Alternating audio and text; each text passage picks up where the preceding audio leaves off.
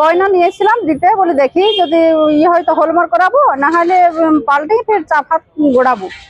ওই জন্য এসেছিলাম, দেখছি অনেক ভিড়। অনেক ভিড়ের মধ্যে জিজ্ঞাসা করলাম যে কত দিচ্ছে আজকে, ওই জিজ্ঞাসা করেই বার হচ্ছি, দেখছি তো নাই গয়না। ওই দোকানদারকে বললাম, নন্দীকে বলছি, তো কোনো অ্যাকশন নিচ্ছে না।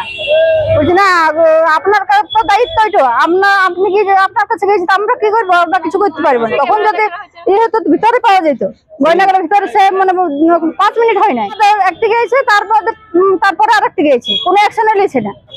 যা করবে করো, থানা পুলিশ যা করবে করো, আমরা দায়িত্ব নিই না। আমার নাম সাবিলা বিবি, জামুরিয়া থেকে। টাকা চুরি গেছে প্রদীপ নন্দীর দোকানে।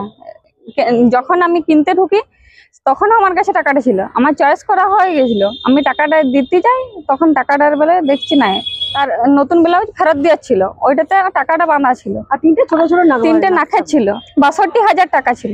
চন্ডিলায়ক প্রদীপ কুমার নন্দী জুয়েলার্স এসেছিলাম। তারপর ওখান থেকে বাজার ওই জিনিসগুলো কিনে বাজার করছি। অপরূপাতে গিয়েছি আমরা। অপরূপার থেকে যখন ব্যাগ অপরূপায় লাইট যখন কিনছি, দেখছি লাইটগুলো, তখন ব্যাগ থেকে দেখছি ব্যাগের চেনটা একটু খোলা, দেখছি সঙ্গে সঙ্গে দেখছি নেই, ব্যাগ থেকে বের করে নিয়েছি। কানের ছিল আর আংটি ছিল।